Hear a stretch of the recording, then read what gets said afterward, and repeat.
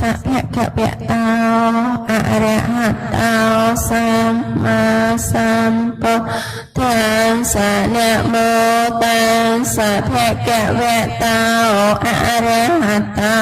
สัมมาสัมพุทธัสสะนะโมตัสสะภะคะวะโตอะระหะโตสัมมา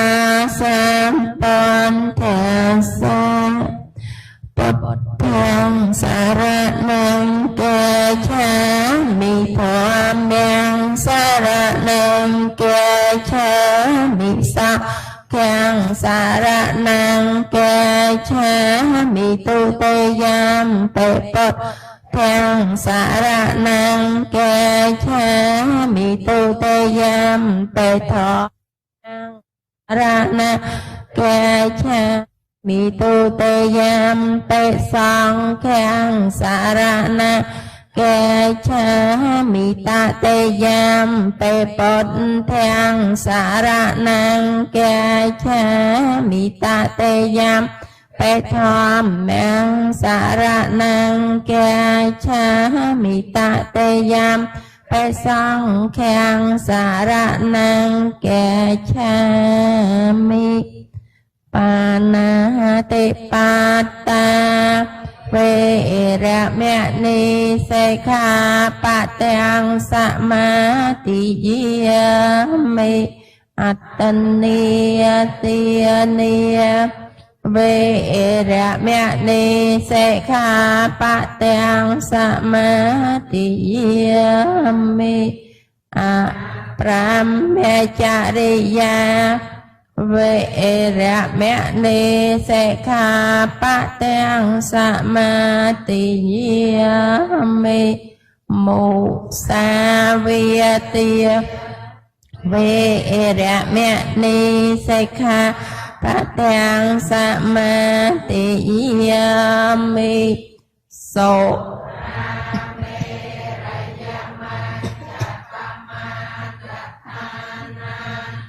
เวระมะนิสิกขาปะทังสมาธิยามิวิกาลโภชนิยเวระมะนิสิกขาปะทังสมาธิยามินันจะกิตะวิยติตะวิโสกะตังสนะเมียเลียกวนเถวิเลปะนาเทียรณะมันดานาวิภูสนะทานาเวระมะนิสิกขาปะทังสมาธิยามิโอจาสยนะมหาสยนะเวระมะนิสิกขาปะทังสมาธิยามิอิมังอัตถังกัสสะมะนากตังปุตตะปัญญตังอุปาสัทธะอิมังจารตังอิมังจติวะสังสัมเมเตอะขตองสัมมาติยามิขยมพระกรุณาทรงสมาตินอุปาสัตตสดบได้พระสัมมาสัมพุทธเจียมจาตรงตรามปัญญาตงหอยนี้ดำใบนังเรียสาเอาบริโภคปรไปออกกากำนัดไงนี้นังยมนิสมโกศลโจเจียอุปนิสัยเธอเอาច្បាស់នៅព្រះดับเปลี่ยนไอดออนาคตទៅឯមកនោះ Yesterday we finished title 1, subtitle 1 and subtitle 2. Subtitle 2 is not finished yet. the four foundation of mindfulness. Yesterday we started Kayanupassana Satipatthana. ការពីម្សិលមិញចំណងជើងដែលបានរៀននឹងចំណងជើងទី1យើងបានរៀនហើយគឺពាក់ព័ន្ធនឹងរឿងការណែនាំជាមូលដ្ឋានក្នុងការចម្រើនស្ថាបដ្ឋានវិបស្សនាតែចំណងជើងទី2ពាក់ព័ន្ធនឹងពាក្យសតបដ្ឋាន4ហ្នឹងយើងអត់ទាន់បានលំអិតទេគឺយើងបានចាប់ផ្ដើមពីកាយានុបស្សនាបន្តិចបន្តួច The title is Why Mindfulness-Based Vipassana Meditation is Important These Days. ថ្ងៃនេះអាត្មាភាពនឹងពន្យល់ឲ្យបានលំអិតអំពីកាយឲ្យបានលំអិតអំពីសតបដ្ឋានវិបស្សនា Actually, many people try to say the Vipassana and Samatha separately, but actually Vipassana should be based on Samatha. Samatha alone cannot bring us to Nibbana. មនុស្សភាគច្រើនយល់ថាសតបដ្ឋាននឹងផ្សេងសមថៈនឹងផ្សេងញែកដាច់ចេញពីគ្នាតែតាមពិតទៅគឺប្រសិនបើសមថៈនឹងអត់មានសតិជួយទេគឺมันអាចកើតឡើងបានទេហើយតែកាលណាมันអាចកើតឡើងនៅសមថៈនឹងបានក៏អត់ជាបច្ច័យនាំទៅរកវិបស្សនាដើម្បីឲ្យយើងបាននៅនិព្វានដែរ People know samatha and vipassana differently. ហើយជាទូទៅមនុស្សទូទៅក៏យល់ដែរថាសមថៈនិងវិបស្សនាហ្នឹងជារបស់ពីរផ្សេងគ្នា So you have to understand vipassana alone it's not possible to achieve nibbana because there is no concentration at all. ហើយក៏ត្រូវយល់ដែរថាបើសិនបើ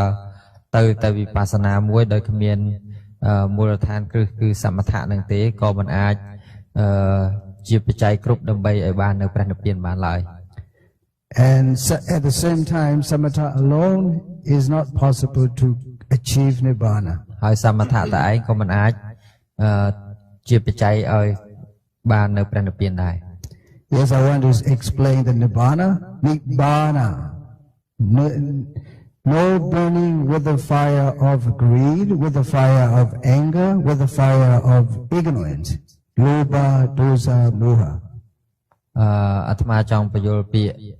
អត្ថន័យរបស់ពាក្យនិព្វានបន្តិចពាក្យនិព្វានហ្នឹងគឺមានន័យថា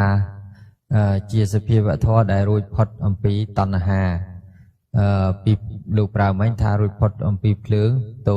ភ្លើងតណ្ហាភ្លើងទោសៈនិងភ្លើងមោហៈ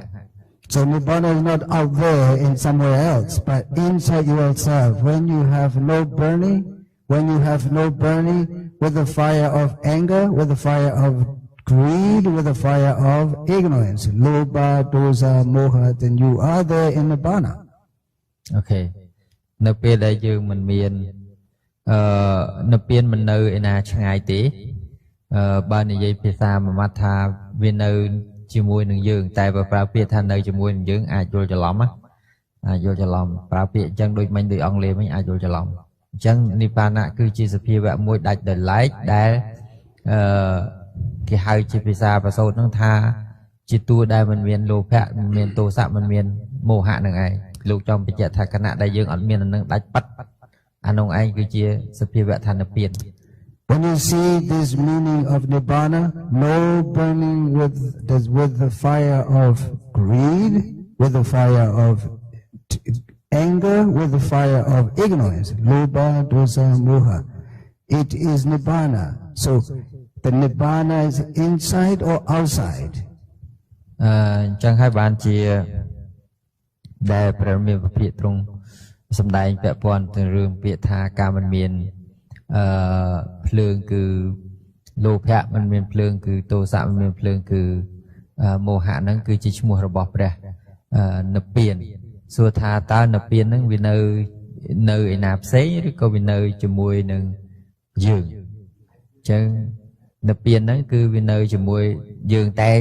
តែថានៅជាមួយយើងហ្នឹងគ្រោះថ្នាក់ណាស់ណាចាគ្រោះថ្នាក់យើងច្រឡំធម៌ទៀតតរៀនបរមត្ថធម៌ភាសាហ្នឹងដោយសារភាសាអង់គ្លេសទេ ចឹងគេប្រើពាក្យថារបស់អត់មានហ្នឹងគឺជាមានអាហ្នឹងដែលហៅជាតួសន្មតថាតួយើងនេះចង់និយាយថាមែនតែនិព្វានជាតួនៅក្រៅលោកអត់មែនតួយើងនេះដូចយើងសម្គាល់ទេណា So Nibbana is inside or outside, or can you achieve Nibbana in this very life or after death? អូខេគាត់នៅលោកចង់បញ្ជាក់ប្រាប់ថាយើងអាចបាននៅព្រះនិព្វានហ្នឹងមានន័យថាក្នុងខ្លួនយើងគឺមានន័យថាយើងអាចបាននៅព្រះនិព្វានក្នុងជីវិតដែលយើងរស់នៅនឹងតែម្ដងមិនចាំបាច់តលងាប់ហើយមិនបាននិព្វានទេ Inside or outside? លោកសួរថា Is Nibbana inside or outside? នៅ inside To achieve, to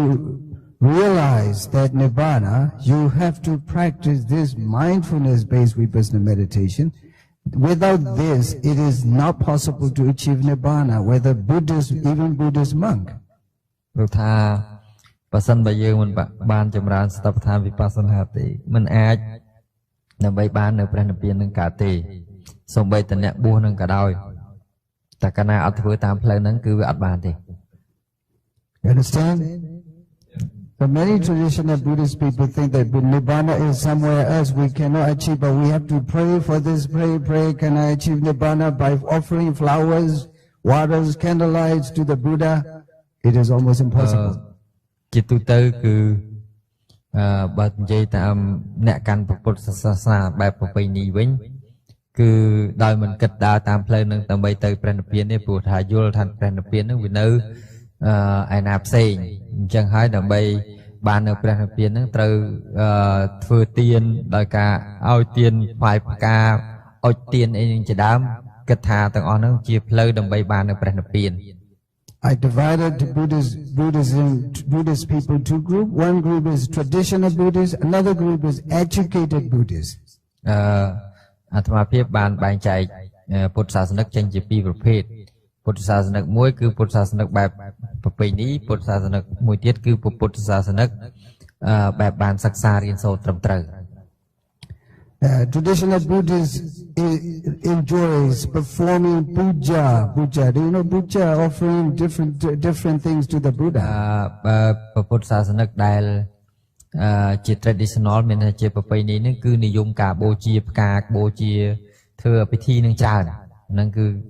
traditional មានន័យថាបែបប្រពៃណីអូខេ This word puja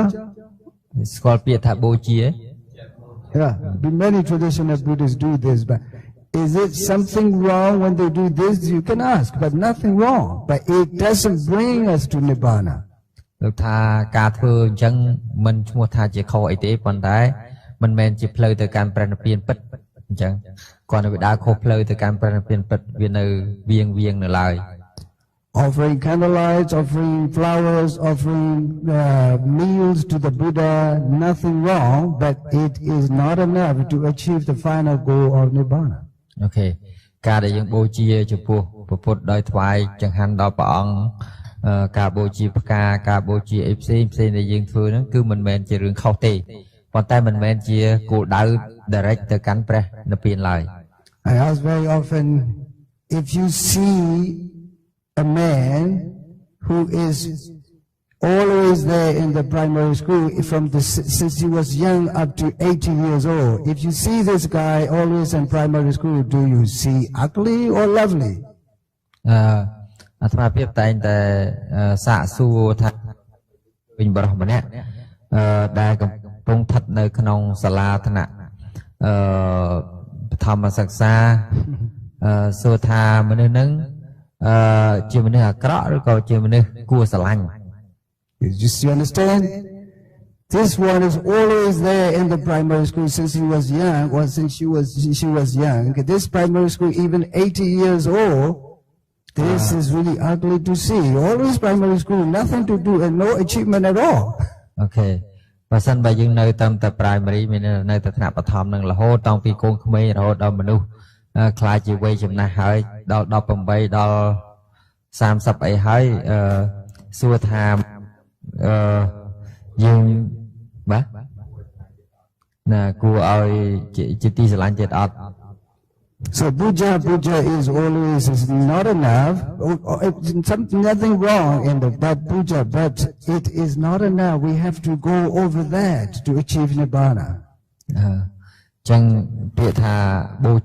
ជាដែលយើងនិយមធ្វើហ្នឹងវាអត់មានអីខុសទេប៉ុន្តែវាមិនគ្រប់គ្រាន់យើងមានន័យថាវាប្រៀបដូចជានៅតែថ្នាក់បឋមនឹងដដែល Many traditional people follow this puja, performing religious rites and rituals that bring nothing. It is very similar to the Christian and Muslim and any other religion. បាទលោកថាបើសិនជានៅតបត្រឹមការបូជាតែត្រឹមនឹងទេអត់មានអីខុសគ្នាពីពួកមូស្លីមពួកដែលពួកគ្រីស្ទានដែលជឿលើលទ្ធិGod ហ្នឹងហើយបូជាដូចគ្នា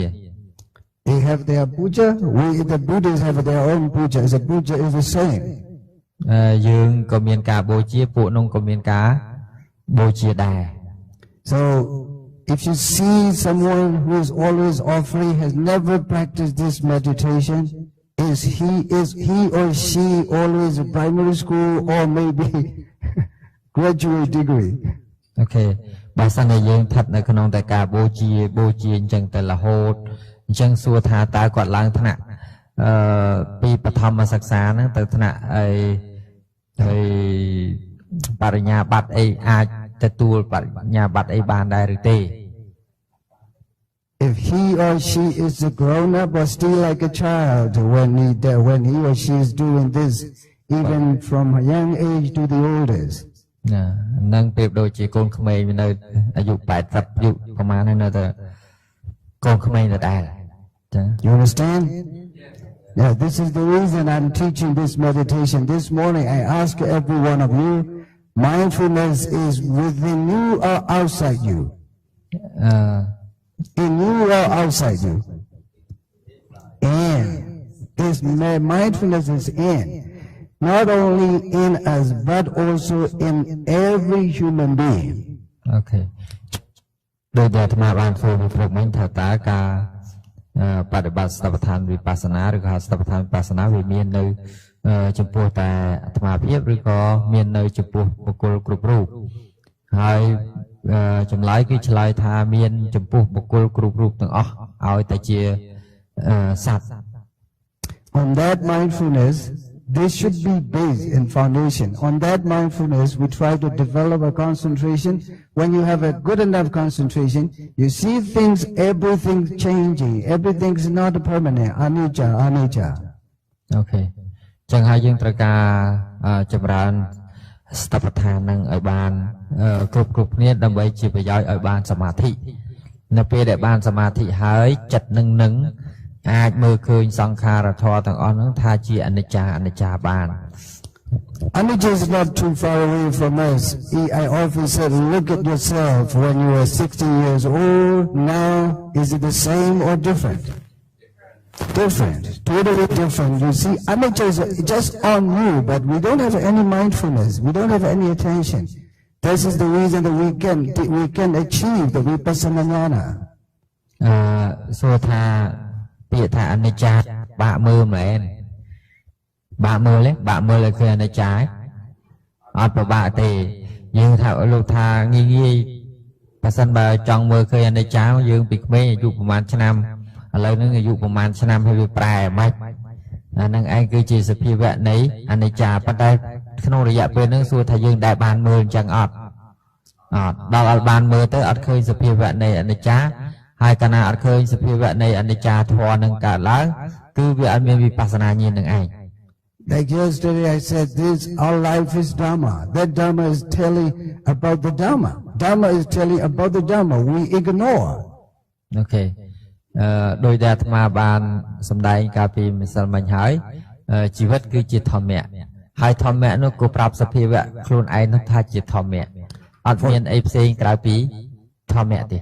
For example, the Rupa Khanda, first one. Rupatiti Rupan. Every time it is changing. It is called Rupa.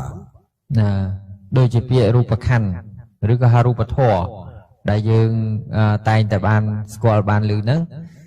ព្រោះមានវចនដ្ឋថារូបតៃតិរូបាមានន័យថាវាជាសភាវៈដែលចាំតែប្រែ If you see today from yesterday, today is different from yesterday. មើលសភាវៈដូចកាលពីថ្ងៃនេះហើយនឹងម្សិលមិញហ្នឹងគឺវាអត់ដូចតែវាឆេងរហូត So some people life is Dharma. Some people life Dharma is unbelievably changed. Yesterday is strong enough, today fall down. អូខេមកដូចអូខេដូចជាម្សិលមិញគឺមានកម្លាំងខ្លាំងដល់ម្សិលមិញមានកម្លាំងខ្លាំងតែដល់ព្រឹកមិញពេលព្រឹកហ្នឹងគឺមានកម្លាំងខ្សោយធ្វើឲ្យដួលសន្លប់អីចឹងទៅ So we are always trying to make us beautiful, but always our life Dharma shows us ugly. You are ugly, the truth is ugly, but you try to make us beautiful. យើងព្យាយាមធ្វើឲ្យល្អឲ្យជាទីពេញចិត្តឲ្យជាទីត្រេកត្រអាលប៉ុន្តែតាមពិតទៅដោយសារឡាយហ្នឹងវាជីវិតហ្នឹងវាជារបស់អាក្លីមានតែរបស់គួរខ្ពើមប៉ុន្តែយើងអត់គួរចេះតែព្យាយាមធ្វើថាកុំឲ្យវាគួរខ្ពើម We try to make ourselves beautiful. If there's no one who makes us beautiful, if one is not beautiful, he will not get that woman. He will not get married. Please. If one is not beautiful, he will never find a girl like that. អូខេបើសិនតែវណ្ណៈយល់ថាជីវិតរបស់ហ្នឹងជីវិតហ្នឹងវាអត់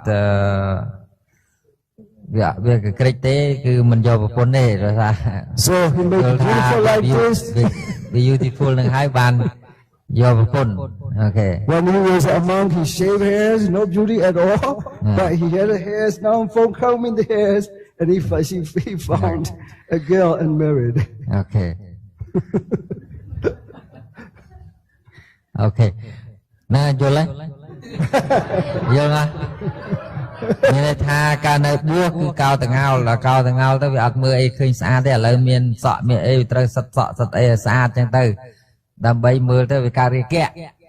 ទេហើយសពថ្ងៃហ្នឹងសត្វលោកទាំងអស់ហ្នឹងគឺអញ្ចឹងមានវណ្ណៈហ្នឹងជាដើមណានៅបួសសុកមិនសឹកមកយកប្រពន្ធអីចឹងទៅ Actually, we try to make beautiful, but life Dharma shows us always you are not beautiful, you are ugly, you must realize yourself. អូខេអញ្ចឹងមានន័យថាមនុស្សទូទៅដែលយើងអ្នកមានកលេសហ្នឹងតែងតែចង់ឲ្យបានស្អាតតែទៅលើរបស់ដែលអត់ស្អាតគឺជីវិតរបស់យើងហ្នឹងគឺវាជារបស់អត់ស្អាតទោះបីយើងខំកែវាយ៉ាងម៉េចក៏វានៅតែបង្ហាញពីលក្ខណៈអត់ស្អាតរបស់វាដដែល So I mean the Dharma, life is Dharma. That Dharma is not too far away ourselves, but we need only mindfulness. អូខេ Sati. អញ្ចឹងហើយជីវិតយើងនឹងវាជារបស់កក្រិចនឹងឯងដើម្បីដោះស្រាយពីរបស់កក្រិចនឹងកុំឲ្យវាឲ្យរួចផុតពីរបស់កក្រិចនឹងយើងត្រូវការសតិនឹងឯងដើម្បីអភិវឌ្ឍជីវិតរបស់យើងឲ្យចេញផុតពីភាពកក្រិចនឹង So look, Sati, I explain here according to the Buddhist scripture, Sati, mindfulness or being aware, we have the four qualities, Lakkhana, Rasa, Pachupatthana, Padatthana. Here I write down. អញ្ចឹងហើយពាក្យថាសតិនឹងអ្វីដែលអាត្មាចង់បញ្យល់ក្នុងទីនេះសតិនឹងវាមានលក្ខណៈមានចំណុចសំខាន់4យ៉ាងរបស់វាគេហៅថាលក្ខណៈទីចតុកៈលក្ខណៈទីចតុកៈនឹងវាមានលក្ខណៈរសៈបច្ចុប្បដ្ឋាននិងបតតដ្ឋាន So Lakkhana means the characteristic of Sati. The characteristic Sati here the Buddha explained, I try to translate from this Pali words. The nature of Sati is just mindful of the sense object. ចឹងពាក្យថាសតិនឹងមានលក្ខណៈរបស់វាលក្ខណៈនឹងញាតិញោមស្គាល់ថាលក្ខណៈនឹងគឺជាគ្រឿងសម្គាល់ចឹងគ្រឿងសម្គាល់របស់សតិនឹងគឺមានន័យថាការដែល sense object, it is aramana.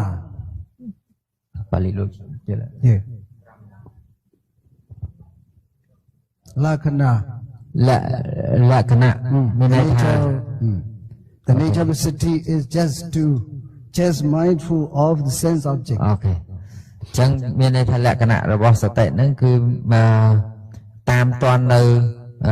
អារម្មណ៍ Normally you walk, but you don't try to be mindful, right? Like a robot. You press on the schedule the whole day and do everything like robot. There's no mindfulness at all. យើងប្រៀបដូចជានៅពេលដែលយើងដើរដែលអត់មានសតិនៅជាមួយនឹងយើងប្រៀបដូចជាមនុស្សយន្តអញ្ចឹងតែវាអត់ If we are mindful, it's like life constructed by greed becomes bored. ជីវិតយើងដែលត្រូវមានន័យថាត្រូវសាងឡើងដោយលោភៈនឹងឯងយូរទៅវានឹងធ្វើឲ្យយើងធុញទ្រាន់នឿយណាយ We say busy. Look how busy we are. We just do the whole at home, in the kitchen, in the living room, upstairs, walking around the whole day. Oh, I'm busy at home. But the place is the same. Like when I'm from his home to the school, from school to his home, and taking care of the children and working. Busy. Actually, the same place. We are busy. មួយថ្ងៃយើងតែងតែរវល់ក្នុងអារម្មណ៍របស់កាមគុណឧទាហរណ៍នៅផ្ទះហ្នឹងគឺរវល់តែរឿងដាំបាយរឿងញ៉ាំរឿងងូតទឹករឿងដើរចុះដើរឡើងក្នុងផ្ទះហើយដូចជាវណ្ណៈរាល់ថ្ងៃហ្នឹងវល់តែរឿងទៅផ្ទះមកសាលារៀនទៅ take care ប្រពន្ធកូនទៅរវល់នឹងការងារអីផ្សេងៗចឹងទៅវាអារម្មណ៍នៅក្នុងវានៅតែក្នុងអារម្មណ៍ដដែលហ្នឹងឯង So when you are busy, you press the schedule and you follow everything according to the schedule. The same schedule every day. We are busy every day in the same problem, the same situation. យើងនៅជាមួយបញ្ហាដដែលហ្នឹងរាល់ថ្ងៃ Only there when you practice, you listen to the Dharma, you learn the Dharma, you practice mindfulness-based vipassana meditation, and you get benefit from the life. Otherwise, we are losing. Okay. បើសិនបើយើងអត់បានបប្រតិបត្តិនៅសតិប្បដ្ឋានវិបស្សនាទេមានសតិទេជីវិតយើងនឹងអត់មានន័យអីទេគឺវាបាត់បង់ឱកាស So we are working every day with mindfulness or without mindfulness. So this is the problem. See, we are like a robot, right? Robot is just pressing in the button and robot is working itself and no mindfulness at all. If we are not mindful of what we are doing, we are no different from robot. បើសិនបើយើងអត់មានសតិទេគឺអត់មានអីខុសគ្នានឹងមនុស្សយន្តទៅពួកមនុស្សយន្តគេចុចកលិះទៅវាធ្វើការតាមរឿងរបស់វាហើយដូចគ្នាដែរកាលណាយើងធ្វើការសប្តាហ៍ហ្នឹងយើងរស់នៅក្នុងជីវិតប្រចាំថ្ងៃកាលណាអត់មានសតិទេក៏អត់មានអីខុសគ្នាពីមនុស្សយន្តនឹងដែរព្រោះវាអត់មានសតិ How we are, what a great loss with our life. If we are not mindful, we are like a robot, but look again around us, the animal, like dogs, they have no sense of mindfulness at all. Okay. អញ្ចឹងសួរថាជីវិតយើងនឹងមិនខាតបង់ដល់ធំទេឬបើសិនបើយើងមិនមានសតិអញ្ចឹងមិនខុសគ្នាអីពីនឹងសត្វដេរឆានទាំងឡាយទេដែលពួកគាត់អត់មានឱកាសមានធម្មសញ្ញាដើម្បីកំណត់ដឹងធម៌បាន When I started practicing this walking meditation,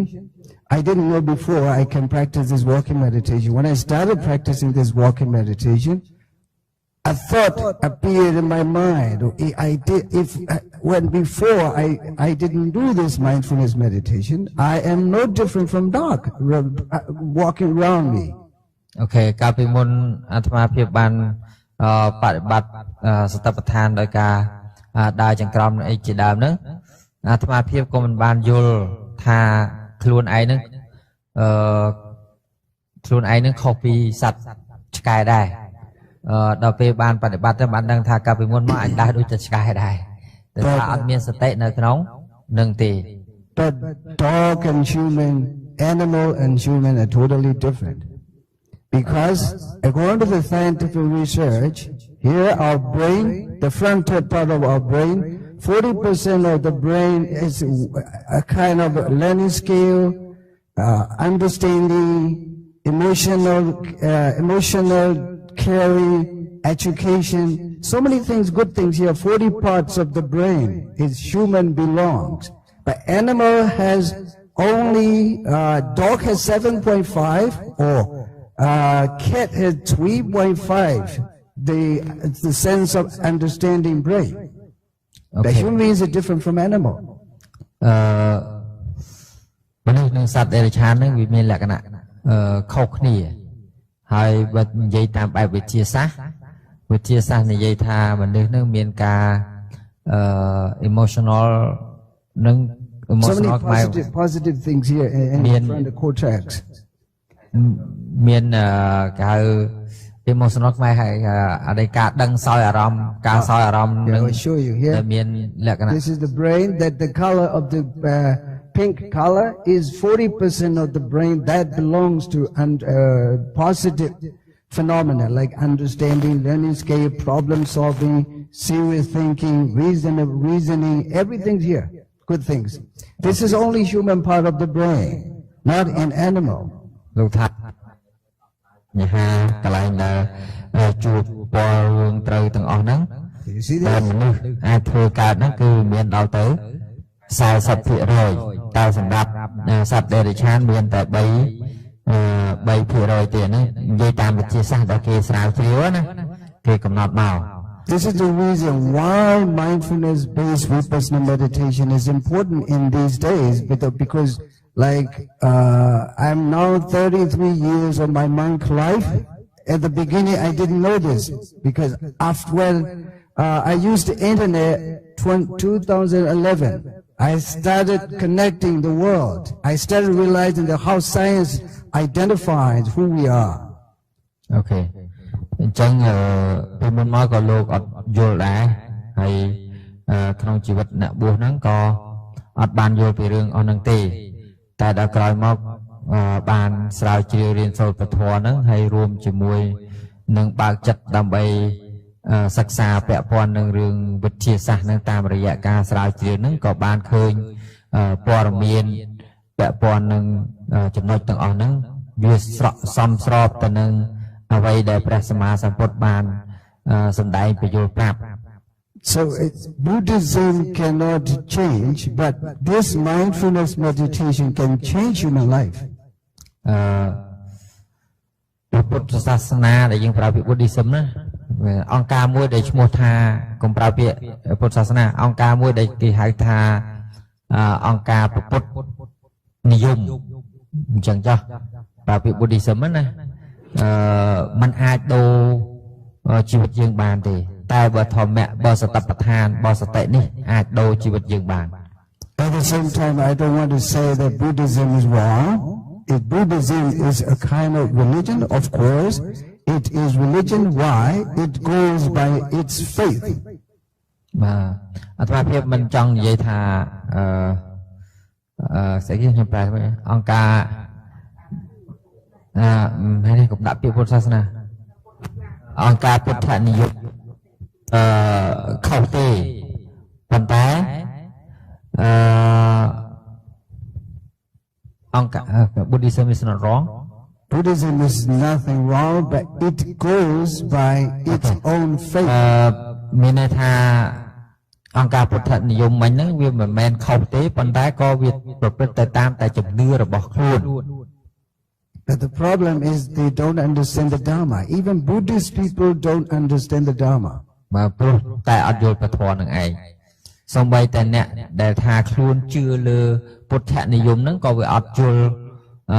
ពធនឹងទៀត So I often say this is smart age, smart technology time. The smart devices that I use, phone, iPad, can make people enlightened. Animal can do nothing with this. អូខេអញ្ចឹងបច្ចេកវិទ្យាអ្នកដែលស្រាវជ្រាវរកបច្ចេកវិទ្យាថ្មីៗដែលអាចឲ្យយើងប្រើ smartphone បានឬក៏ប្រើ iPad ប្រើអីនឹងបានហ្នឹងគឺមានតែមនុស្សធ្វើកើតគឺ animal សត្វដេរឆានទាំងឡាយហ្នឹងមិនអាចធ្វើរឿងអស់នឹងកើតទេ Even when I'm doing walking meditation, my phone remember how many steps I walk. I don't remember. Actually, my phone knows smarter than I do. អូខេអញ្ចឹងមានន័យថា smartphone ដែលគេធ្វើមកឬស្អីៗហ្នឹងគេបញ្ចូលព័ត៌មានទៅសូម្បីតែយើងដើរប្រហែលជំហានប្រហែលគីឡូហ្នឹងក៏យើងអាចដឹងបានដែរលោកថាប្រកែជាងខ្លួនលោកមិនអាចចាំបានទេអញ្ចឹងតែ smartphone អាចកំណត់ឲ្យយើងបានអញ្ចឹងសួរថាហ្នឹងវាជារឿងរបស់នរណារឿងរបស់មនុស្សអ្នកធ្វើ Of course, technology has strength and weaknesses, but we shouldn't follow weaknesses, we follow the strength. អូខេលោកថាតាមពិតទៅអា technology ហ្នឹងគឺបច្ចេកវិទ្យាហ្នឹងវាមានចំណុចខ្លាំងនិងចំណុចខ្សោយអញ្ចឹងយើងកុំតាមចំណុចខ្សោយរបស់វាចំណុចខ្សោយរបស់វាហ្នឹងអីគេថតរូបកុហកថ្ងៃមិញហ្នឹងអាហ្នឹងហៅចំណុចខ្សោយ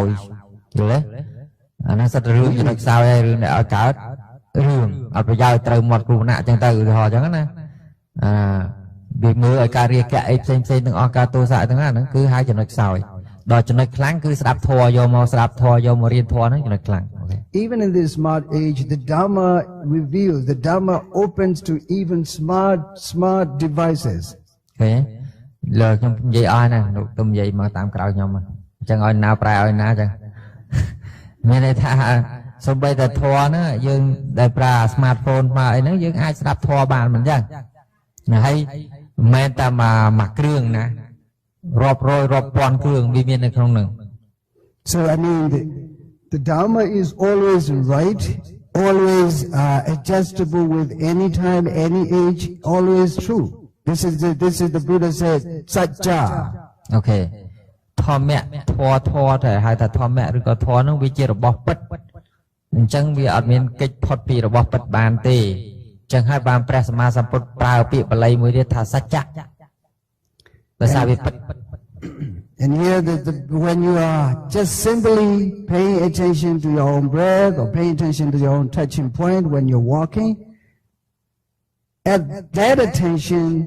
shining your gray matter, what is related to learning skill, memory, understanding, here the point, pink color. Okay. This is called gray matter in the brain. អញ្ចឹងនៅពេលដែលយើងចម្រើនសតិប្បដ្ឋានមានការដើរចង្ក្រមដោយកំណត់ដឹងត្រង់ចំណុចដែលប៉ះនឹងជាដើមទាំងអស់ហ្នឹងវា affect វាន័យថាវាជះឥទ្ធិពលទៅដល់រូបរាងកាយរបស់យើងមានដូចជាខួរក្បាលជាដើមហ្នឹងវាធ្វើឲ្យដូរនេះដូរកន្លែងពណ៌ដែលលោកថាពណ៌ក្រេណាពណ៌ប្រផេះណាអញ្ចឹងបុគ្គលដែលមានការចម្រើនសតិប្បដ្ឋានឬមានធម៌ច្រើនហ្នឹងវាធ្វើឲ្យហើយនិយាយខ្មែរយើងនិយាយស្រួលស្ដាប់ថាចិត្តចៈរូបវាកើតរូបល្អវាកើត There are 3 areas changed in 2 ways by practicing this mindfulness based vipassana meditation ការដែលយើងបប្រតិបត្តិសតិប្បដ្ឋានវិបស្សនាហ្នឹងវាធ្វើឲ្យខួរក្បាលរបស់យើងហ្នឹងវាអាចប្រែឬវាអាចដូរទៅជា3ត្រង់មានចំណុច3ធំ The scientist says function change and structure change អ្នកវិទ្យាសាស្ត្របាននិយាយថា function ហើយមុខងារហ្នឹងវាដូរ structure change ហើយនឹង structure រចនាសម្ព័ន្ធដូរតែយើងពិបាកស្ដាប់ So 3 areas in the brain changed by practicing this mindfulness meditation in 2 ways. One way is structure change, another way is function change. អញ្ចឹងដូចដែលបញ្ជាក់មិញហើយថាវាមានដូរមុខងារហើយនឹងដូររចនាសម្ព័ន្ធរបស់វា So you can see how mindfulness is important even in smart technology age. គឺសួរថាតើការបដិបត្តិសតិប្បដ្ឋានវិបស្សនាសួរថាសំខាន់យ៉ាងណាសូម្បីតែនៅក្នុងយុគសម័យនៃវិទ្យាសាស្ត្រដែលចម្រើន When you just pay attention to the touching point, each touch, attention, that attention brush up the gray matter. The color becomes pink very strongly. Okay. ចឹងមានន័យថានៅពេលដែលយើងចម្រើន ស្ដេចប្រធាននឹងជាប់រហូតដល់យកសតិទៅកំណត់ដឹងត្រង់កន្លែងប៉ះហ្នឹងគឺវាជាបច្ច័យធ្វើឲ្យខួរក្បាលរបស់យើងហ្នឹងដែលថាសាច់ខួរក្បាលរបស់យើងដូរទៅជាពណ៌ភីងទៅជាពណ៌ផ្កាស៊ីចម្ពូ So this is structure change. នេះហើយគេហៅថា structure change មានន័យថារចនាសម្ព័ន្ធវាដូរ At the same time, when the color becomes strong, your memory established inside itself, your memory will not lose even when you are old. អូខេអញ្ចឹងនៅពេលដែលយើងចម្រើននឹងសតិប្បដ្ឋាននឹងរឿយៗទៅគឺខួរក្បាលសាច់របស់ខួរក្បាលហ្នឹងក៏វាដូរទៅជាពណ៌ផ្កាឈូកហ្នឹងវាជាបច្ច័យឲ្យយើងងាយចងចាំមានន័យថាទោះបីយើងអាយុច្រើនក៏នៅតែការចងចាំរបស់យើងនឹងល្អដែរ Now you understand how sati, practice of sati is working with even these days. អូខេញញោមអាចមើលឃើញផ្ទាល់ហើយថាតើចំណុចសំខាន់នៃការចម្រើនសតិប្បដ្ឋានហ្នឹងវាមានសារៈសំខាន់យ៉ាងណានៅក្នុងយុគសម័យបច្ចុប្បន្នហ្នឹង When many old people lose their memory because they don't practice mindfulness when they are young. Sometimes I'm really happy because I started when I was 21 years old. I practiced this mindfulness meditation. I'm now 57. Still my brain is okay. I don't lose anything. Okay. មានន័យថាដែលយើងចាស់ទៅហើយយើងតែងតែភ្លេចភ្លាំងច្រើនហ្នឹងដោយសារយើងអត់បានចម្រើនសតិប្បដ្ឋាននឹងឯងអញ្ចឹងលោកថាលោក lucky ដែរជាចង់និយាយថាមានសំណាងដែរលោកបានបួសរៀនតាំងពីអាយុ20ឆ្នាំជាងហ្នឹងហើយមកដល់ម៉ោងនេះការចងចាំនឹងនៅតែមានកម្រិតមួយដែលហៅថាល្អនៅឡើយ This is I said often the younger the better to practice this mindfulness meditation អាត្មាភាពតែងញញរត់តែក្មេងរត់តែល្អក្នុងការបដិបត្តិនៅសតិប្បដ្ឋានវិបស្សនានេះឯង And here the function change structure change one place another place is the hippocampus is also supporting the gray matter to memory to have a good memory to have a good learning skill Okay មកកន្លែងទៀតដែលអ្នកវិទ្យាសាស្ត្រគេប្រើពាក្យថាលោកគូកន្លែងហ្នឹងគេហៅថា in the middle amygdala becomes a little bit bigger វាជាប្រយោជន៍ឧបករណ៍សម្រាប់ជំនួយដល់ការចងចាំរបស់យើងចឹង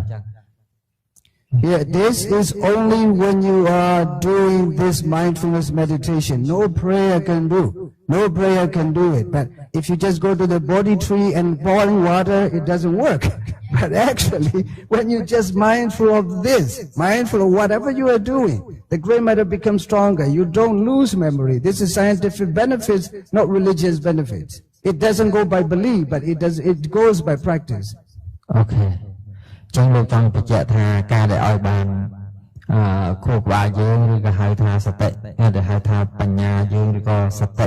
ការចងចាំរបស់យើងនឹងក៏មានគ្រប់គ្រាន់មិនមែនទៅស្រោចទឹកដើមពោធិ៍ព្រឹកឲ្យកើតបញ្ញាទេអត់អាចទេណាទៅដល់ការបូជាអីផ្សេងៗអាចមានវិធីមួយគត់គឺបដិបត្តិសតិប្បដ្ឋានវិបស្សនានឹងឯងទៅអាចដោះស្រាយរឿងការចងចាំនឹងបាន When I was in Europe, my trip manager from Spain, his name is Dr. Carlos, he's over 60 years old, he's a doctor. He said, well, as soon as I arrived his home, he said, Aisha, forgive us, we are not Buddhists because we practice Dhamma. We don't need to follow Buddhism. We can do what Buddhist people do. This is the reason we don't want to be Buddhist. He said that to me.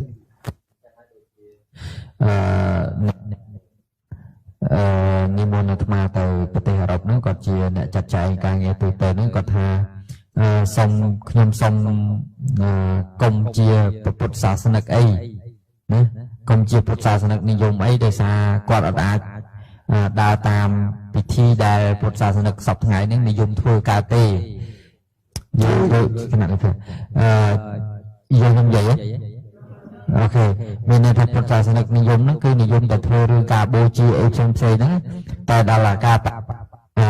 តាមចឹងគាត់សុំតែបដិបត្តិធម៌ទេគាត់អត់សុំធ្វើជាពុទ្ធសាសនិកទេ The Carlos is really lovely. When I was there, he has always a Buddha image in his pocket. Wherever I arrive in a hotel, he put this image, just put in my head. Here's a Buddha. អូខេពេលគាត់លោកទៅដល់ក៏គាត់រកពុទ្ធរូបឲ្យលោកថានេះពុទ្ធអញ្ចឹងទុកលោកចាស់ធ្វើមិនទៅបូជាមិនរឿងរបស់លោកចាស់ទៅ And I said, Carlos, you have Buddha, you have a Dhamma, mindfulness, then you have a Sangha like me. That's all. That's good enough. The Buddha wanted this. អូខេបានជាលោកប្រាប់ថាឥឡូវមានពុទ្ធហើយមានពធហើយមានដែលជាតំណាងព្រះសង្ឃមានលោកហើយអញ្ចឹងនិមន្តឲ្យគ្រប់ហើយលែងត្រូវការអីទៀតទេ We need a Buddha, Dhamma, Sangha, triple gems, taking refuge in that. Buddham Sanam Gacchami, Dhammam Sanam Gacchami, Sangham Sanam Gacchami. Can you say it? ថាទាំងអស់នេះពុទ្ធាំសារណង្កច្ឆាមិ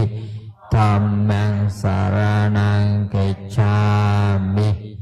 សង្ឃំការណង្កច្ឆាមិ Sadhu, sadhu, sadhu. This is my sadhu, my sadhu. I want to say sadhu. This is the reason. Can you say it? So when I was in Europe, this is the reason they love me so much. Carlos in all over Europe. I visited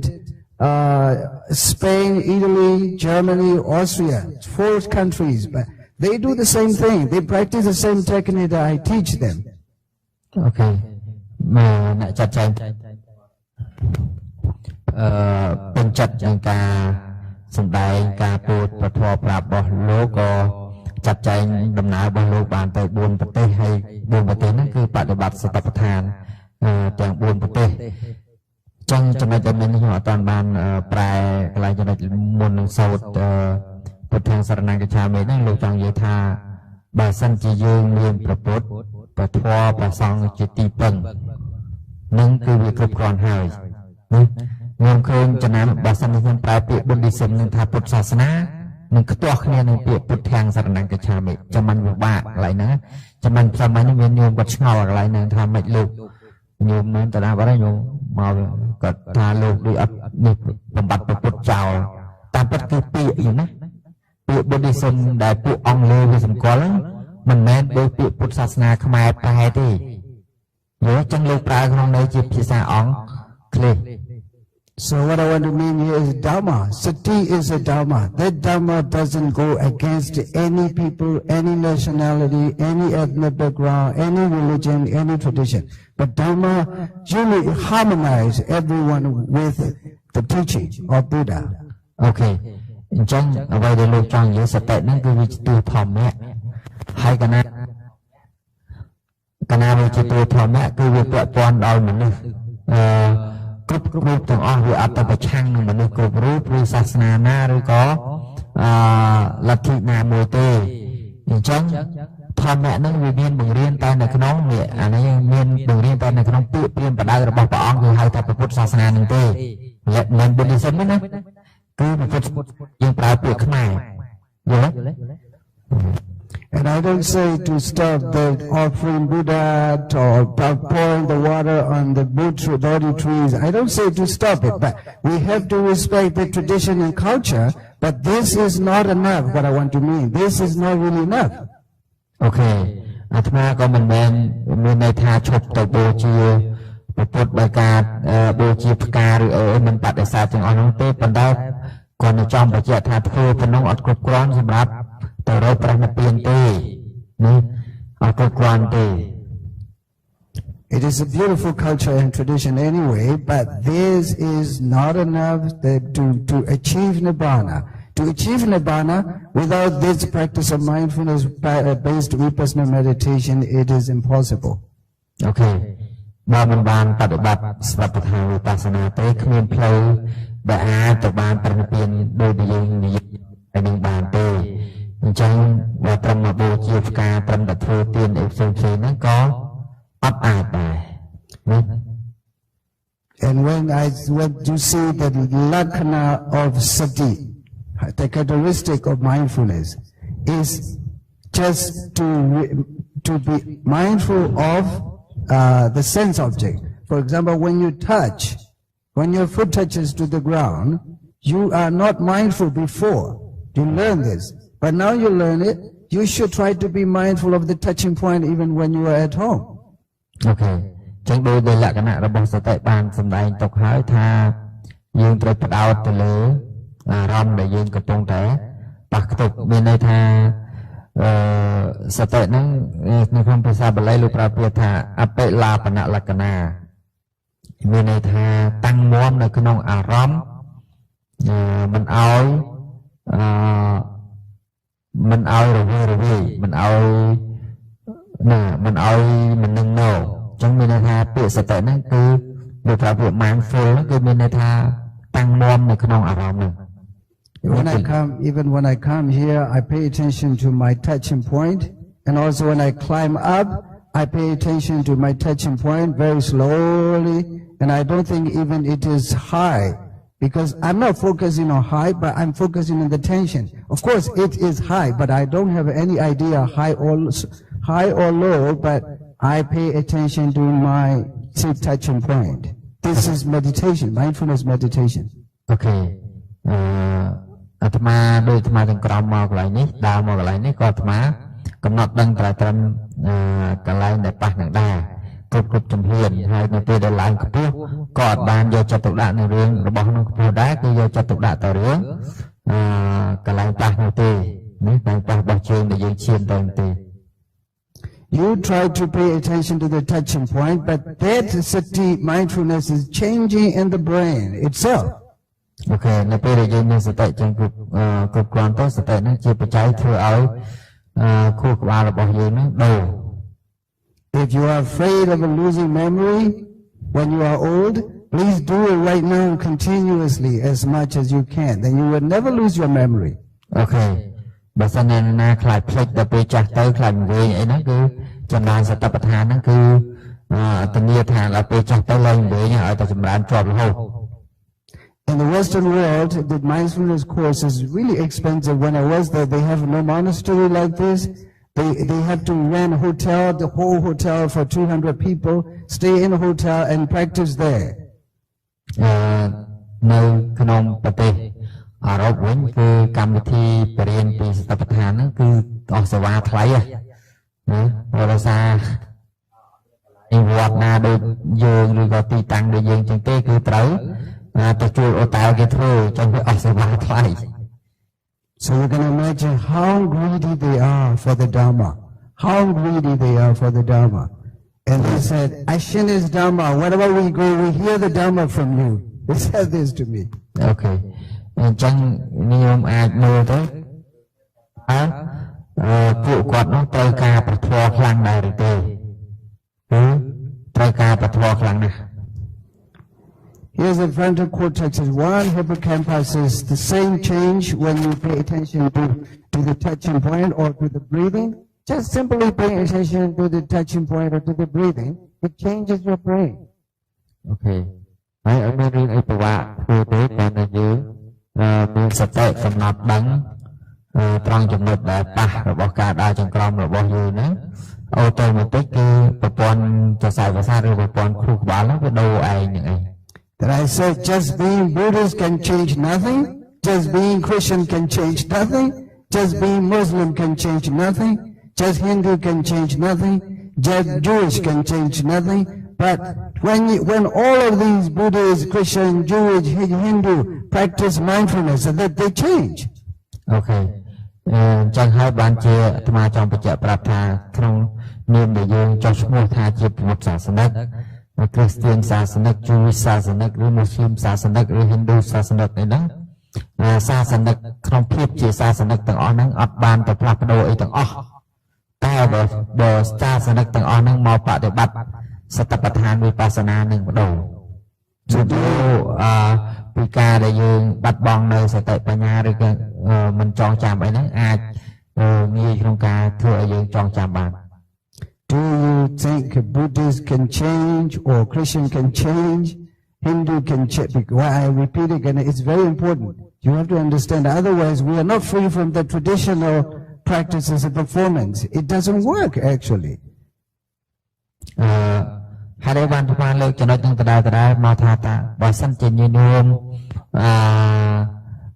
មិនលើកចំណុចនឹងដដែលទេញាតិញោមអាចអត់ភ្ញាក់រលឹកហើយនៅតែប្រព្រឹត្តតាមទង្វើប្រពៃណីដែលធ្វើសប្តាហ៍ថ្ងៃដែលក្នុងនាមថាជាពុទ្ធសាសនិកដែលនាំធ្វើតែរឿងបូជានឹងរហូតដល់ភ្លេចគិតពីរឿងការចម្រើនសតិប្បដ្ឋានវិបស្សនា So do you believe that religion change or practicing mindfulness change? សូមថាដើរតាមពិធីកម្មដែលយើងធ្វើក្នុងនាមថាសាសនានឹងវាដូរឬក៏យើងមកបដិបត្តិធម៌ទៅវាដូរ Sadhu, sadhu, sadhu. This is my sadhu. I want to call sadhu. Okay. Because this is really right understanding. The Buddha said this is samma ditti actually. នេះហើយទាំងអស់នេះគឺជាលក្ខណៈរបស់សមាទិដ្ឋិដែលព្រះសម្មាសម្ពុទ្ធទ្រង់ហៅថាជាសមាទិ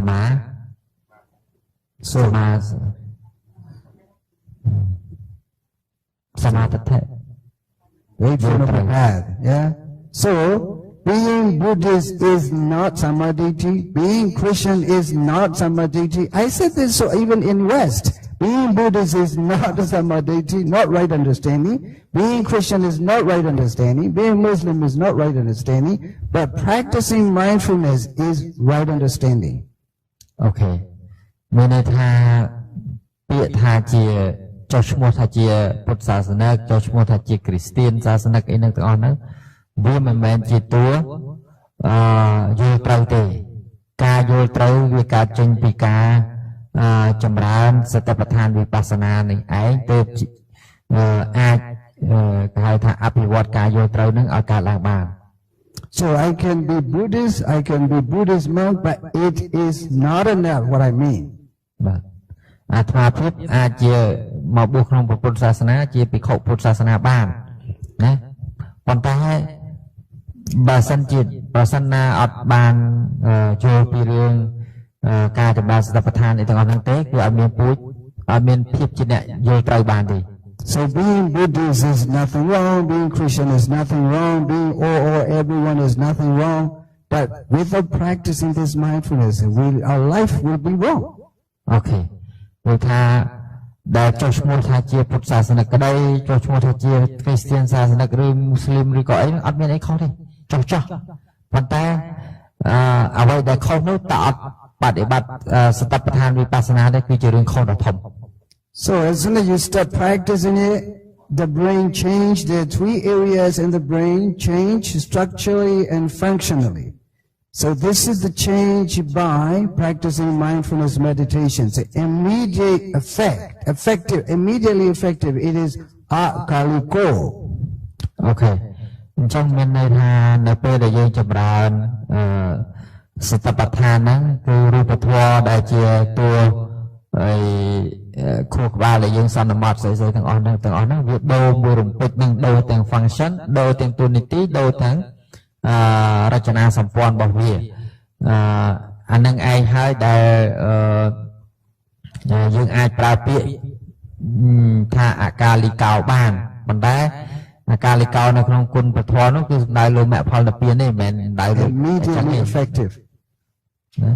So when you see this, being Christian cannot change here. But when you are only being Buddhist too, but any religious person can change nothing. But as soon as you don't practice mindfulness. Okay. ក្នុងនាមថាជាសាសនិកផ្សេងហ្នឹងអត់អាចដូរអីបានទេដូរបានលុះណាតែបដិបត្តិបើសិនជាអត់ចុះបដិបត្តិទេគឺមិនអាចដូរបានទេគ្រាន់តែចុះជាពុទ្ធសាសនិកខ្ញុំមកបួសគេថែខ្ញុំអីចឹងទាំងអស់ហ្នឹងគឺអត់អាចដូរអីបានទេ So your hippocampus supports the frontal cortex, gray matter, and also another part of the brain that changes amygdala. Here's I write here amygdala. នេះគឺជាចំណុចដែលលោកបង្ហាញឲ្យយើងថាប្រព័ន្ធរបស់ខួរក្បាលនឹងវាដូរទៅអានោះឡើងពណ៌រៀងអីគេរៀងខៀវបន្តិចអញ្ចឹងអាហ្នឹងលោកហៅពីភាសាអង់គ្លេសថា amygdala So this is not the brain in the picture, but in you. That change not in the picture, but when you do this, ដូច it ថាវាអត់ដូរ changes ក្នុង in រូ your បភាព brain. នេះទេវាដូរកំពុងដូរយើងនេះអាកូនកំពុងដូរនៅនេះទេមិនមែនរូបភាពទេមករូបភាពអត់ដូរកើតទេបាទ So when you just walk up stair, just pay attention to each touch. It changes your brain. Believe me, it is scientifically, not religiously. អូខេអញ្ចឹងអ្នកវិទ្យាសាស្ត្រហ្នឹងគេបានពិសោធន៍ឃើញដោយការពិតនឹងទៅហើយមិនមែនជារឿងរបស់សាសនាទេជារឿងរបស់អ្វីដែលយើងពិសោធន៍ឃើញដោយវិទ្យាសាស្ត្រហ្នឹងតែម្ដង So yeah, amygdala is negative part of the brain. When you don't practice mindfulness, amygdala becomes bigger. អូខេអាមេតាឡាហ្នឹងគឺជាកន្លែងចំណុចដែលវាអវិជ្ជមានរបស់ខួរក្បាលរបស់យើងហ្នឹងអញ្ចឹងបើសិនតែអត់បដិបត្តិទេគឺនឹងធ្វើឲ្យអាមេតាឡាហ្នឹងវារីកធំកាន់វារីកកាន់តែធំទៀត So this amygdala is responsible for worry, anxiety, depression, fear, so many negative problems. When you have fear so much, it becomes bigger. And when it's bigger, the gray matter frontal cortex become lost. អូខេអញ្ចឹងចំណុចដែលលោកថាអាមីដាឡាដែលលោកគូសហ្នឹងអាហ្នឹងវាអ្នកវិទ្យាសាស្ត្រគេពិសោធន៍ឃើញថាកន្លែងហ្នឹងហើយជាកន្លែងដែលធ្វើឲ្យយើងងាយកើតstress depression អីទាំងអស់ហ្នឹងកើតទុកអីផ្សេងៗហ្នឹងវានៅកន្លែងហ្នឹងពាក់ព័ន្ធនឹងរឿងគេហៅលទ្ធផលដែលជា negative ជាអវិជ្ជមានទាំងឡាយហ្នឹងវានៅកន្លែងហ្នឹងអញ្ចឹងបើសិនជាយើងអត់បដិបត្តិសតិប្បដ្ឋានទេអានឹងវារឹតតែរីកធំទៅ So this amygdala is particularly generally for kilesa place, where kilesa take place in amygdala. បើយើងនិយាយតាមភាសាធម៌កន្លែងហ្នឹងឯងគឺជាកន្លែងដែលការធ្វើការរបស់កិលេសនឹងច្រើនបើយើងនិយាយតាមភាសាធម៌ណាដែលវាទៅ affect ដល់វាកន្លែងឲ្យកើតកិលេសយើងកើតច្រើនហ្នឹងគឺកន្លែង So you can see the difference between when you practice mindfulness and when you not. ណាអញ្ចឹងញាតិញោមអាចមើលឃើញហើយថានៅពេលដែលយើងបដិបត្តិសតិប្បដ្ឋានហ្នឹងនឹងយើងអត់បដិបត្តិសួរថាវាខុសគ្នាយ៉ាងម៉េចព្រោះថាបើកាលណាបដិបត្តិទៅអាកិលេសហ្នឹងវាទៅវាបាត់ទៅតែបើសិនជាយើងអត់បដិបត្តិអាកិលេសហ្នឹងវាមកវិញទៅ So the foundation is sati. If you are mindful of everything, even moral quality becomes better. អញ្ចឹងចំណុចដែលជាមូលដ្ឋានគ្រឹះគឺរឿង Now you follow no killing. You promise I will not kill. When you are killing in somewhere else, if you are mindful, oh I'm killing, you feel ashamed and shy. Okay. To kill. ឧទាហរណ៍ថាដូចជាយើងតាំងចិត្តថាយើងនឹងមិនសម្លាប់សត្វតែបើផ្លត់សម្លាប់សត្វនៅទីយើងនឹង feel នឹងមានអារម្មណ៍ថាគួរខ្មាស់ប៉ុន្តែនៅពេលដែលយើងតាំងចិត្តអញ្ចឹងហើយគឺយើងនឹងសម្លាប់ឯព្រោះកណាសម្លាប់យើងនឹងមានអារម្មណ៍ថាខ្មាស់ If even monk, if we are not allowed to eat afternoon, even if we are eating at night, without mindfully, we can eat greedily. But when we are mindful, I can't eat this. If someone's looking at me, watching me, then he can probably start eating. អ្នកបួសចឹងអ្នកបួសនៅក្នុងវិន័យហាមឆាន់ពេលល្ងាចអញ្ចឹងបើសិនជាមានវិន័យនឹងឃុំក្រងទៅនៅពេលដែលឆាក់គិតថាខ្លួននឹងឆាន់ពេលល្ងាចដោយលោភៈហ្នឹងដោយ greedy ហ្នឹងគឺលោភៈណាដោយលោភៈរបស់ខ្លួនហ្នឹងបើសិនជាយើងបប្រតិបត្តិសតិប្បដ្ឋានហ្នឹងវាជួយការពារធ្វើឲ្យយើងមានសតិរលឹក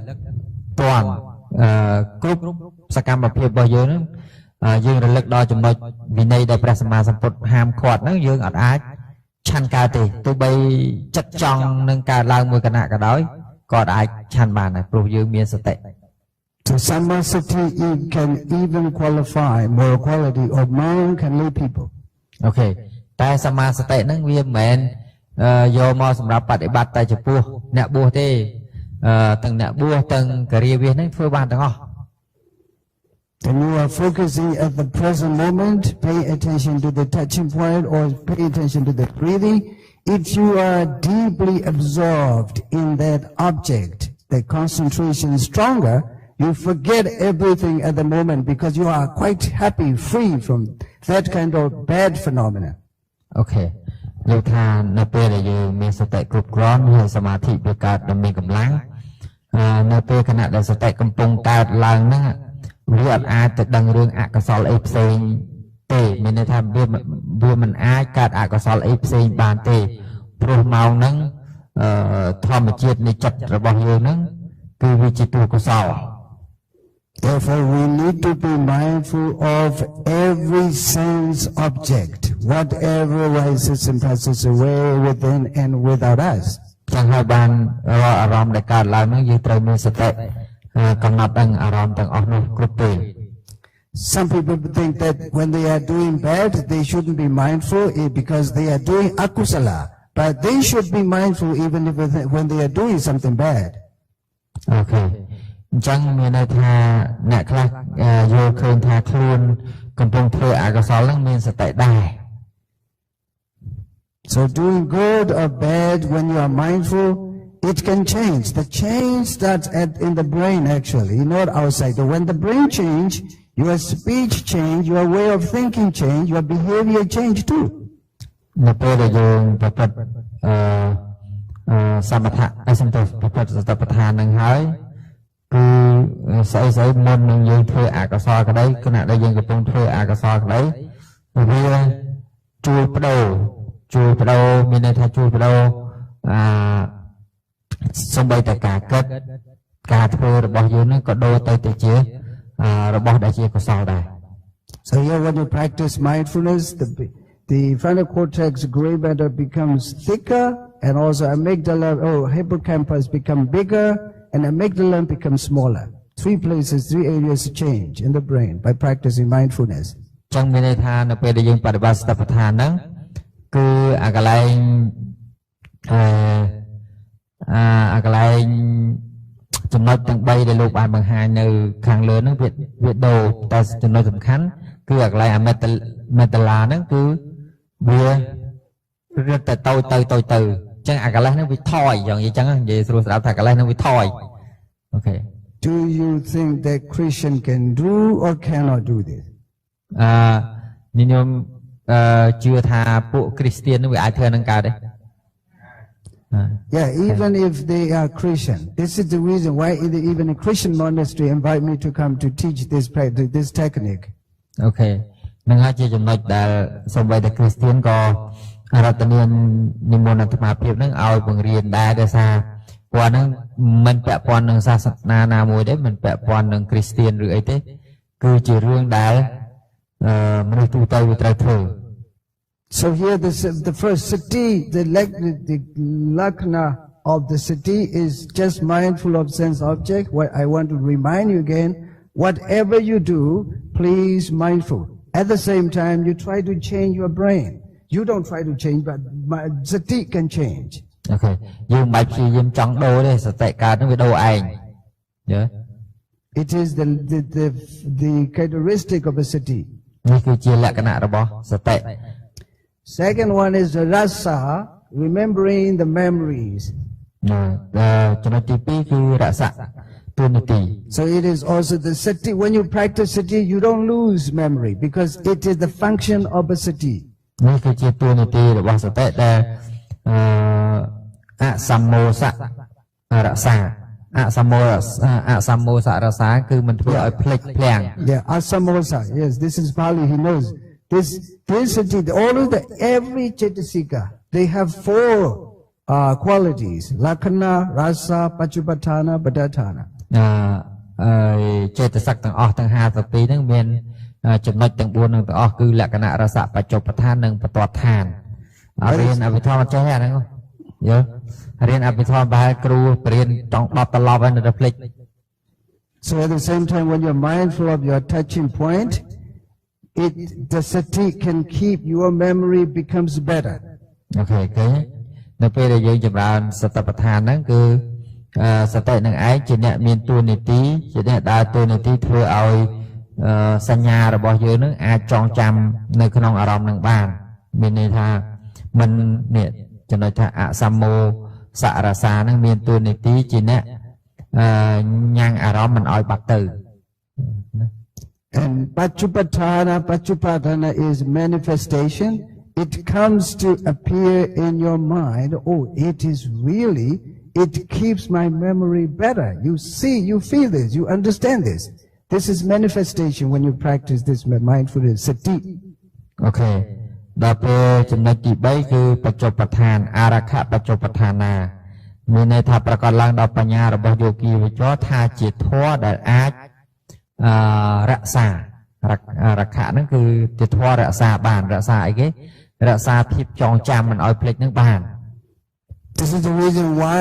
we teach Arahant. Arahant can learn very easily because his brain is perfect, his memory is perfect, he can learn very quickly. His learning skill is the most perfect. អូខេអញ្ចឹងហើយបានព្រះអរហន្តទាំងឡាយនោះលោកងាយរៀនចងចាំលឿនអីលឿននោះដោយសារព្រោះអាធាតុទាំងអស់ហ្នឹងចេតសិករបស់លោកសុទ្ធតែជាចេតសិកដែលល្អជាចេតសិកដែលល្អឥតខ្ចោះ So what I want to mean here is the Dharma, even in these days, it's relevant to everyone, even they follow any religion. អូខេចឹងហើយបានជាអាត្មានិយាយថាធម្មៈហ្នឹងវាពាក់ព័ន្ធដល់មនុស្សទាំងអស់គ្នាមិនពាក់ព័ន្ធមនុស្សកាន់សាសនាណាទេចង់តែឯងចុះឈ្មោះទៅកាន់សាសនាណាក៏បានដែរតែធម្មៈនៅតែធម្មៈដដែល Now you understand? So even for me, even if I see anyone, I feel nothing. I always talk about this, even if you're a Christian, it doesn't matter, please do it. It will bring you benefits, and they do it. And also Christian, Muslim, if you say this, they do it, because it brings really benefits scientifically. Okay. អញ្ចឹងហើយទោះបីយើងជួបអ្នកកាន់សាសនាយេស៊ូក៏ដោយសាសនាមូស្លីមក៏ដោយវាអត់បញ្ហាទេព្រោះយើងនិយាយតែរឿងធម្មៈហើយធម្មៈនោះវាពាក់ព័ន្ធដល់អ្នកទាំងអស់នឹងគ្រប់គ្នាហើយពិសោធន៍បានដោយវិទ្យាសាស្ត្រ Even Buddhists, you can say, please do it. This will bring benefits. Please come to do with us. You can invite everyone. And if they do it, you are Kalyanamitta. Okay.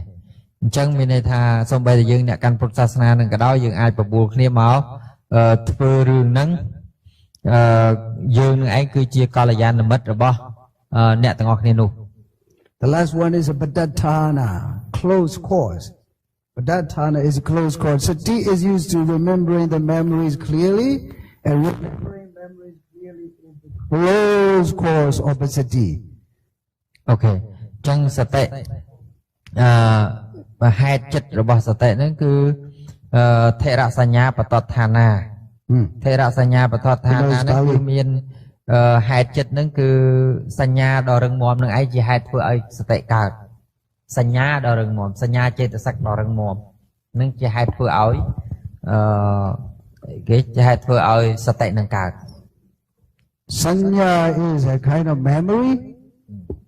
A kind of memory that if you say perception, it is not really relevant here, but it is a kind of memory. Remembering. បើយើងប្រើពាក្យ perception ដូចតែគេប្រើជាអង់គ្លេសហ្នឹងដូចជាមិនសូវតំណងទេព្រោះសញ្ញាហ្នឹងវាជាបើយើងគិតតាមភាសាបាលីគឺជា memory ម្យ៉ាង Scientist doesn't say sanya is a perception, but they say sanya memory. អ្នកវិទ្យាសាស្ត្រក៏ប្រើពាក្យហ្នឹងដែរសញ្ញាហ្នឹងគឺជា memory. So this is the reason when you practice this mindfulness, you don't lose memory. នេះហើយគឺជាហេតុផលនៅពេលដែលយើងចម្រើនសតិប្បដ្ឋានទៅវាអត់បាត់បង់ Have you ever been afraid of losing your memory? Is there anyone who is afraid of losing your memory when you're old? Yes, I feel the same.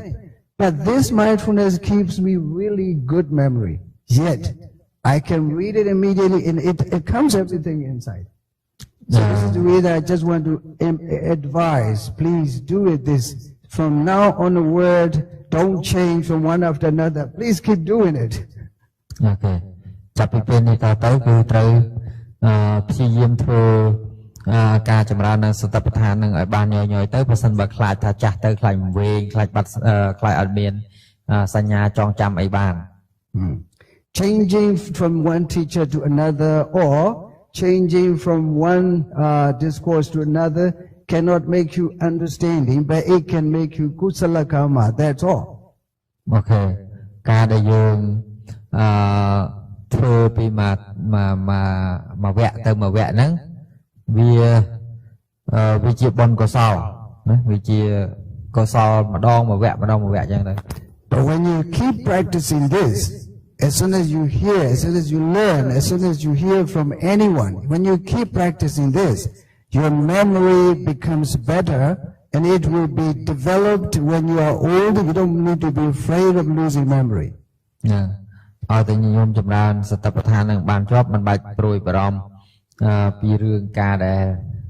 វាបាត់បង់នៅការចងចាំដែលហៅថាសញ្ញានោះទេ I think you should take a picture of this. This is important for every one of you because yes, this the function of a sati, the quality of sati, four qualities of the sati are everything we need to keep practicing it. អូខេអញ្ចឹងញាតិញោមអាចថតរូបភាពនេះទុកដោយភ្នែកទៅកុំប្រើ iPhone ប្រើភ្នែកណាមិនថតរូបភាពនឹងទុកព្រោះយើងអត់ឲ្យប្រើ iPhone យើងកុំថត iPhone យល់ Now I'm teaching only two Anapanasati and walking meditation. This is Kaya Nupassana Satipatthana, one of the four foundations of mindfulness. នៅក្នុងចំណុចកាយានុបស្សនាសតិប្បដ្ឋានហ្នឹងអាត្មាភាពពង្រៀនតែពីរចំណុចទេគឺអាណាបានសតិមួយនិងការដើរចង្ក្រមមួយអិរិយាបថបពៈណា And also when you are paying attention to your own breath, please do as it is. Pay attention as it is. Don't make it quick, don't make it short, don't make it long, don't make it fast, don't make it slow, but see as it is. អូខេអញ្ចឹងចំណុចកន្លែងហ្នឹងគឺសូមឲ្យញាតិញោមចម្រើនអាណាបានសតិដោយការមើលដង្ហើមចេញចូលរបស់ខ្លួនមិនបាច់ប្រឹងដកដង្ហើមវែងមិនបាច់ប្រឹងដកដង្ហើមឲ្យវាខ្លីឬអីទេគឺគ្រាន់តែយកសតិហ្នឹងទៅកំណត់ដឹងទៅមើលទៅតាមឲ្យទាន់ដង្ហើមហ្នឹងទៅបានហើយតែវាកើតអីកើតទៅរឿងរបស់វា The Buddha said, Digam va digam asasami dibajanati. ព្រះរាមាវិភាទ្រង់សម្ដែងថាខ្យល់ដង្ហើមវែងឲ្យកំណត់ដឹងថាខ្យល់ដង្ហើមវែងកាលណាខ្យល់ដង្ហើមខ្លីឲ្យកំណត់ដឹងថាខ្យល់ដង្ហើមខ្លី It means when it is long, please realize it is long. មានន័យថាបើសិនជាខ្យល់ដង្ហើមនោះវែងឲ្យដឹងថាវែងខ្យល់ដង្ហើមនោះអូខេ And rasam va rasam asasami dibajanati. When it is short, please realize as it is short. បើសិនជាខ្យល់ដង្ហើមនោះខ្លីឲ្យដឹងកំណត់ដឹងថាខ្យល់ដង្ហើមនោះខ្លី So it means the Buddha practiced this already, practically. This is the reason our breathing is not a permanent, anicca. It can change very often. Sometimes it can be long. Our responsibility is to pay attention to it is long. When it is short, pay attention to as it is short. This is what we have to do. នេះគឺជាអ្វីដែលព្រះសម្មាសម្ពុទ្ធព្រះអង្គខ្លួនព្រះអង្គផ្ទាល់នឹងបានចម្រើនមកហើយរឿងចំណុចសំខាន់ហ្នឹងគឺរឿងបើសិនបើវាវែងគាត់នឹងកំណត់ដឹងថាវាវែងហើយបើវាខ្លីគាត់នឹងកំណត់ដឹងថាវាខ្លីទៅចប់ហើយមិនមែនជារឿងដែលយើងត្រូវបង្កើតទេ So this is the reason I said please pay attention as it is as it is នេះហើយគឺជាពាក្យដែលអាត្មាតែងតែនិយាយថាចូលយកសតិទៅតាំងមាំនៅក្នុងអារម្មណ៍ហើយកំណត់ដឹងនៅសង្ខារធម៌ដែលវាកើតឡើងតាមធម្មជាតិរបស់វា So I hope you all will do it អាត្មាសង្ឃឹមថាញាតិញោមទាំងអស់ហ្នឹងកំពុង Now we're going to practice for 10 minutes together sitting meditation ឥឡូវយើងចាប់ផ្ដើមអង្គុយហ្វឹក 5-10 នាទី Relax. Come back at 2 p.m. Because there's so many people who don't know this meditation is scientific. This is the reason the young people are in these days there's technology. Everybody should learn it. The Dharma is very scientific. ដោយសារមនុស្សបច្ចុប្បន្នអត់ដឹងពីរបៀបធ្វើស្តបដ្ឋានហ្នឹងទេស្តបដ្ឋាននេះវាលក្ខណៈជាវិទ្យាសាស្ត្រផង In Yangon, I started inviting 7 years boys and girls. I have divided 7 years from 7 to 14 and 14 to 18. I give different classes, otherwise confused. ចឹងបានជានៅយ៉ាងកនព្រះធរៈបានចែកថ្នាក់តាម from អាយុ 7 to 14, ពី7ឆ្នាំទៅ14ទៅ18 and from 18 to 30, and from 30 to 50, and 50 and over. ពីណា18ទៅស្របចុះស្របឡើង50 Just helping children to practice this, to learn this meditation is scientific, and also they can have a learning scale, អឺ particularly school children. ចឹងជាពិសេសគឺសិស្សលោកបែងចែកកម្រិតមនុស្សដើម្បីងាយស្រួលក្នុងការបង្រៀនអាយុវ័យចំណាស់ទៅតាមវ័យចំណាស់អាយុក្មេងទៅតាមក្មេងចឹងទៅលោកស្រួលបង្រៀនដើម្បីឲ្យងាយយល់ស្ថាបឋានហ្នឹងឯង This is the way that we should share the Dharma with the people without restriction. Otherwise, it is not possible to share. We can share only tradition. អូខេប្រសិនបើយើង